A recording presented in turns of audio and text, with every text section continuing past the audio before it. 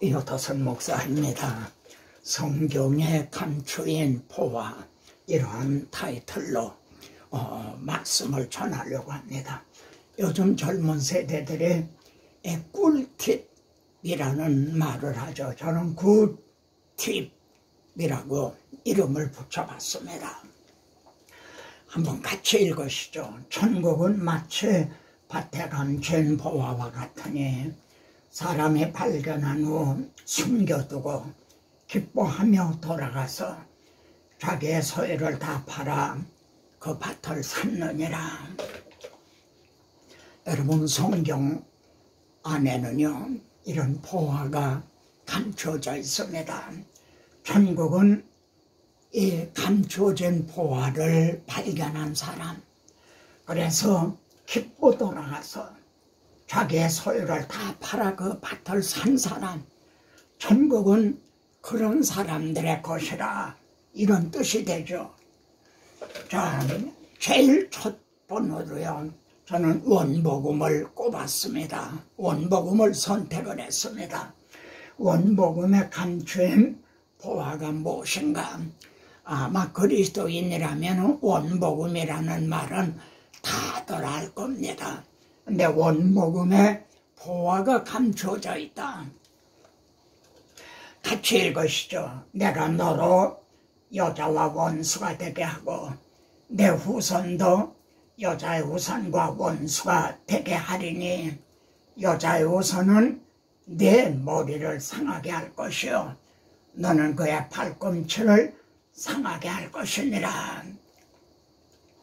하나님께서요, 내가 되게 하리니 할 것이라. 하나님께서 말입니다. 이거는 게리코마라는 말을 하죠. 게리소서, 게리코마 명사고 게리소 동사죠. 이건 내가 주권적으로 내가 되게 하고 상하게 할 것이라. 하나님의 주권적인 선언입니다. 내가 하리니 누가 막으리요? 나는 나를 위하여 이룰 것이라. 어째 내 이름을 욕되게 하리요? 내 영광을 다른 자에게 주지 아니하리라. 그로서 하나님의 주권적으로 이루어 나가시는 거예요. 그런데 창세기 3장 15절은요 사탄에게 하신 선거죠. 그런데 이게 어떻게 원복음이 되는가? 사탄에게 하신 선거인데, 두 번째는 여자의 후손은 누구를 가리키는가? 세 번째는 내 머리를 상하게 할 것이라 하신 상하게 하는 그 방도, 비법은 뭔가, 비밀 무기는 뭔가, 이 세 가지를 우리가 이제 탐색해 볼 것입니다. 여기 보면은 뱀과 여자의 후손이 원수가 되게 하려니 적대감, 여기 여자의 후손이라는 말이 나오죠. 이건 원은 죄라, 씨라는 말입니다. 하나님께서 아브라함에게 네 씨로 말미암아 천하 만민이 구원의 복을 받을 것이라 이렇게 말씀했죠. 그 네 씨로 말미암아라는 게 바로 후손입니다. 여기 계시록에 보면요 여자의 후손이 누군가 하는 게 나타납니다. 용이 해산하려는 여자 앞에서 여자가 해산을 하려고 그래요. 그러니까 여자의 후손이 태어나려고 그러는 거죠. 그가 해산하면 말이죠, 그 아이를 삼키고자 하더니 잡아먹으려고 그러는 거죠. 여러분, 주님 탄생하셨을 때도 헤롯 속에 들어가서요 베들레헴의 2살 이하의 난 아이를 다 죽였죠. 나중에는 가룟 유다 속에 들어가서 주님을 십자가에 못 박게 했죠. 여자가 아들을 낳으니 이는 장차 철장으로 만국을 다스릴 남자라. 이 말씀의 시편 2편에 메시아에 대한 예언으로 나와 있죠. 자, 그러면은요, 참 이게 중요한 말씀인데요. 여자의 후손이 사탄의 머리를 상하게 할 비법, 그 비밀 무기가 뭔가? 사탄은요, 여자의 후손에 의해 멸망당할 것을 창세기 3장에서 이미 선고를 받았습니다. 그래서요, 머리를 상하게 하는 방도는 하나님의 말씀을 안 했어요. 그걸 감춰 놓으셨어요.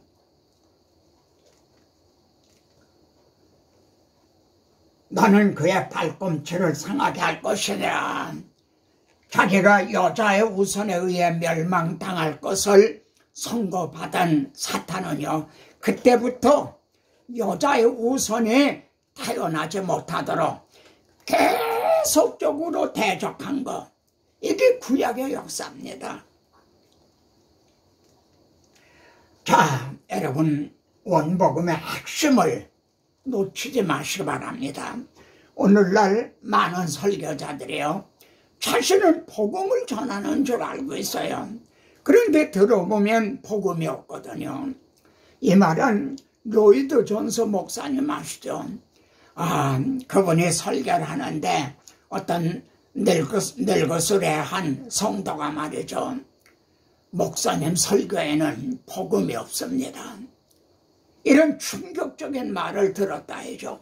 오늘날도 그래요. 많은 설교자들이 자신은 복음을 전하는 줄 알고 있는데 복음이 없다는 거죠. 자, 육신을 입고 나타나셨어요. 여자의 후손으로 오시는 거죠. 그리고 죽으심과 또 다시 사심을 통해서 말이죠, 사망을 패하시고 생명과 썩지 아니할 걸 드러내셨다.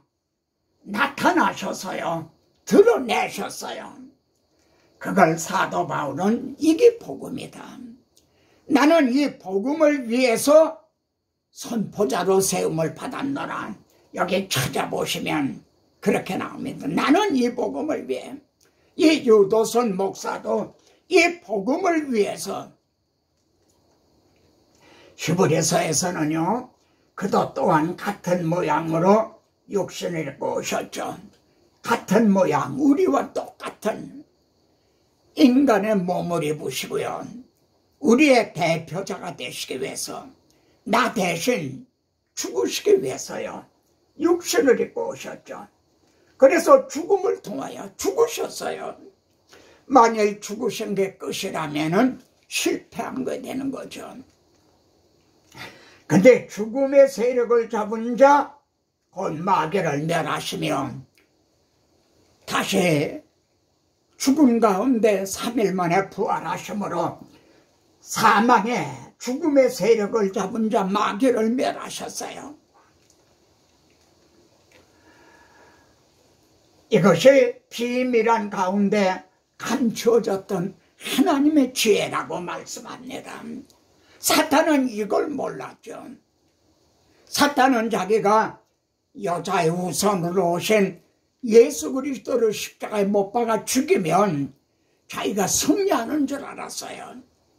그런데 도리어 자기의 머리를 상하게 된 거예요. 이게 비밀한 가운데 감추어졌던 하나님의 지혜다. 그러면 복음의 요소가 뭐죠?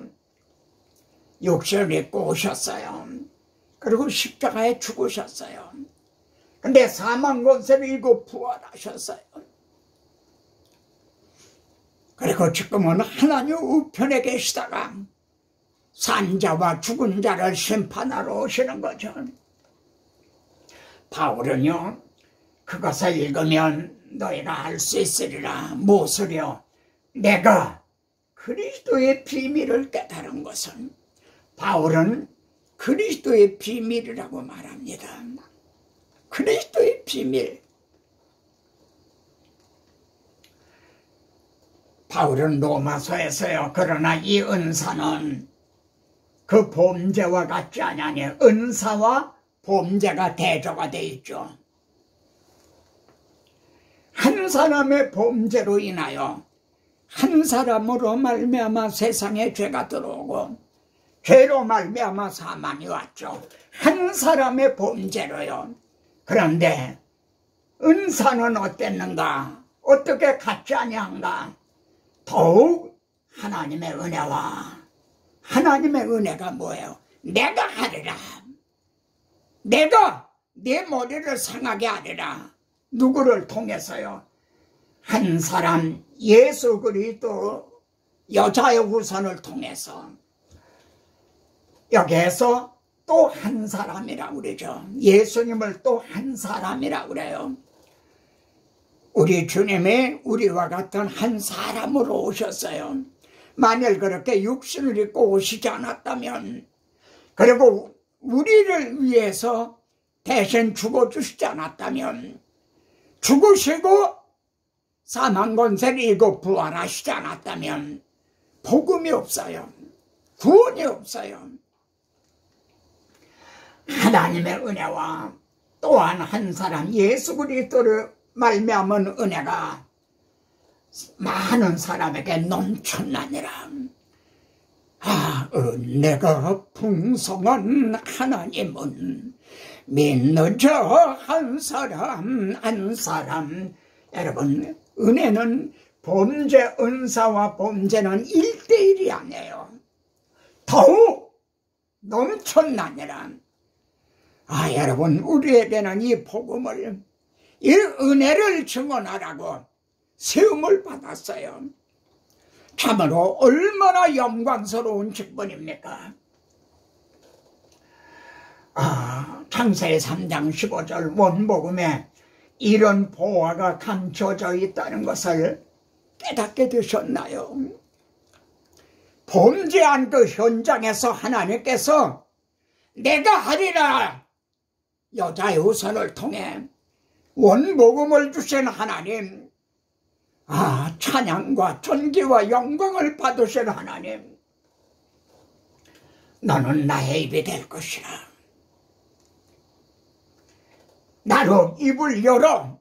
여러분, 입을 열어 복음의 비밀을 담대히 알리게 하옵소서. 바울은 그리스도의 비밀이라고 그랬죠. 여기서는 복음의 비밀이라고 말합니다. 일어나라. 함께 가자. Let's go. 제라이 오먼주반. 저는 저와 같은 모든 설교자들 함께 가기를 원합니다. 함께 이 복음의 나팔을 불기를 원합니다. 이것이 원복음에 감추어져 있던 보합니다. 다음 시간, 두 번째 시간 드리겠습니다.